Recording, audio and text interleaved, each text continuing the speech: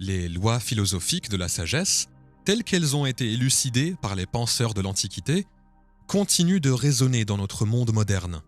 Pour ceux qui aspirent à mieux se comprendre, à mieux appréhender leurs semblables et à mieux vivre, ces principes intemporels servent de guide inestimable. Tout au long de cette étude, nous explorerons 7 lois fondamentales qui peuvent éclairer notre chemin vers la sagesse et l'épanouissement personnel. La première loi nous invite à transcender les limites de nos zones de confort, soulignant que l'univers est bien plus vaste que les espaces familiers de notre vie quotidienne. Aristote, figure emblématique de la philosophie, a exprimé ce concept en affirmant que plus on en sait, plus on se rend compte qu'on ne sait pas. En reconnaissant nos limites, nous nous ouvrons aux possibilités infinies de croissance et d'illumination.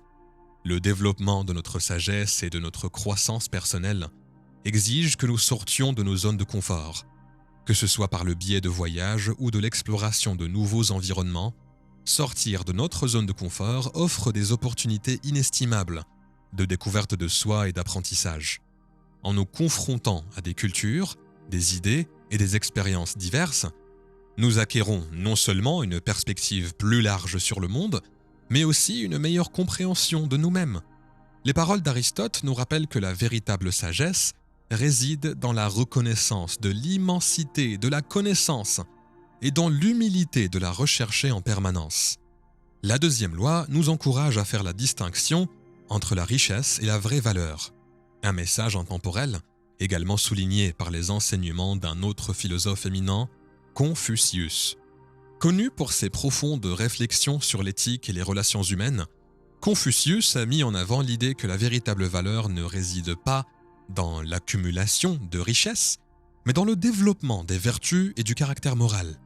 Il pensait que lorsque les individus donnent la priorité au développement de leurs qualités intérieures, telles que l'intégrité, la bonté et la sagesse, ils mènent inévitablement une vie épanouie et apportent une contribution positive à la société.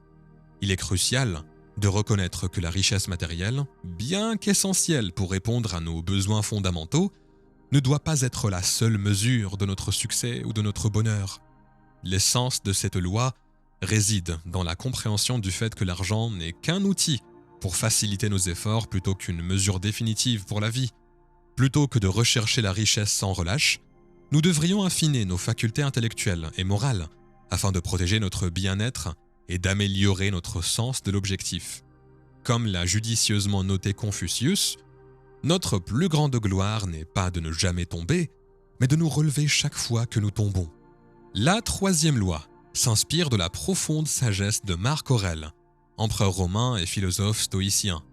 Dans son œuvre fondamentale, Penser pour moi-même, Marc Aurèle nous rappelle que le véritable pouvoir réside dans notre esprit plutôt que dans des événements ou des circonstances extérieures.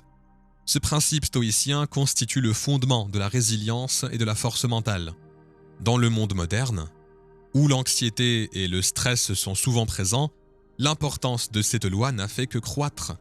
Reconnaître nos limites et nous concentrer sur ce que nous pouvons influencer protège notre bien-être mental et libère notre potentiel de développement personnel profond. La sagesse contenue dans cette loi va bien au-delà du simple stoïcisme. Il s'agit d'un appel à la sérénité qui découle de l'acceptation du flux et du reflux des marées imprévisibles de la vie. Elle nous rappelle que si les événements extérieurs échappent à notre contrôle, nos réactions, nos pensées et nos choix restent fermement à notre portée. En maîtrisant nos réponses aux défis de la vie, nous cultivons la résilience et la force intérieure. En utilisant cette loi comme guide, nous pouvons éclairer la voie vers une existence plus harmonieuse et plus équilibrée, capable de naviguer sur les mers turbulentes de la vie avec grâce et sagesse. En suivant les conseils de Marc Aurèle, nous découvrons que le véritable lieu du pouvoir se trouve dans notre esprit, ce qui nous donne un profond sentiment d'autonomie et de contrôle sur notre vie. La quatrième loi explore davantage l'idée selon laquelle la véritable force et intelligence sont liées à des actes de bonté. Nous retrouvons la sagesse dans les paroles de Mahatma Gandhi, qui a déclaré « Vous devez incarner le changement que vous voulez voir dans le monde ». Ces paroles soulignent le lien profond entre la gentillesse et la sagesse. Ce n'est pas un signe de faiblesse, mais plutôt un témoignage de la compréhension de la condition humaine et du pouvoir de l'empathie. La gentillesse, comme illustré dans cette loi, va au-delà de la simple politesse ou de gestes superficiels.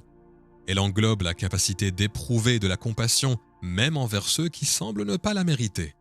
La gentillesse et le manque de jugement sont des signes d'intelligence émotionnelle et de compréhension approfondie.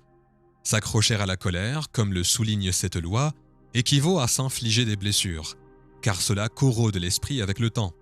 Dans un monde où les hostilités et les conflits sont courants, la gentillesse devient un choix stratégique, une approche plus sage pour relever les défis de la vie. Créer des relations harmonieuses et contribuer positivement à l'humanité peut non seulement conduire à un monde plus pacifique, mais aussi à une existence plus épanouissante et plus éclairée. La 5e loi célèbre la profonde signification des liens humains authentiques. La sagesse de Cicéron est complétée par les idées de Ralph Waldo Emerson, célèbre essayiste et philosophe américain, qui a affirmé que la seule façon d'avoir un ami est d'en être un. Comme le suggèrent ces mots, l'amitié véritable exige la réciprocité, comme le stipule cette loi. La véritable amitié transcende les simples connaissances et les interactions superficielles. Elle se manifeste lorsque les individus s'ouvrent, partageant non seulement leur joie, mais aussi leur vulnérabilité et leur peine. L'affirmation de Cicéron selon laquelle l'amitié multiplie les joies et divise les peines souligne l'impact profond de ces liens sur nos vies. Les véritables amis deviennent des piliers de soutien, offrant du réconfort dans les moments difficiles et de la compagnie dans les moments de joie. Ces liens ne sont pas basés sur la superficialité, mais sur la confiance mutuelle, une base de fiabilité inébranlable. Dans la 6e loi, nous sommes confrontés aux tentations des substances qui promettent d'échapper à la douleur. Le message est clair, l'alcool et les drogues peuvent apporter un soulagement temporaire, mais ils ne contribuent pas à une force ou une sagesse durable. Pythagore, mathématicien et philosophe, nous rappelle que la force de l'esprit réside dans la sobriété. La véritable liberté, nous dit-on, ne peut être atteinte qu'en faisant face à nos luttes intérieures. Si la vie présente des défis, les surmonter est le creuset dans lequel se forgent la sagesse et la force. La 7e et dernière loi nous implore d'accepter la pleine responsabilité de notre propre vie. Un concept auquel Jean-Paul Sartre, philosophe existentialiste du XXe siècle, a fait profondément écho en déclarant « L'homme est condamné à être libre ». Cette loi souligne qu'aucun sauveur ne viendra nous sauver et que les circonstances extérieures ne sont pas les seuls déterminants de nos pensées et de nos actions. L'acceptation de l'autonomie et de l'action est un élément clé de l'expérience humaine. La philosophie existentielle de Sartre, qui défend l'idée d'une liberté et d'un choix radicaux, s'aligne parfaitement sur le message de cette loi, en soulignant que nous sommes en fin de compte responsables du sens que nous donnons à notre vie.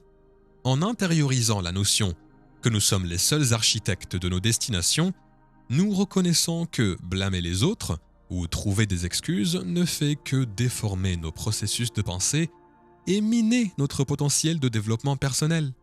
Cette loi nous incite à prendre notre vie en main, à envisager et à poursuivre activement les voies qui correspondent à nos aspirations et à nos valeurs. Ce faisant, nous nous engageons dans le profond voyage de l'autocréation et de l'autodétermination, transformant la toile de l'existence en notre plus grand chef-d'œuvre. En conclusion, les lois philosophiques de la sagesse nous rappellent que la recherche de la sagesse n'est pas une entreprise solitaire. Il s'agit d'un voyage collectif qui traverse les générations et les cultures.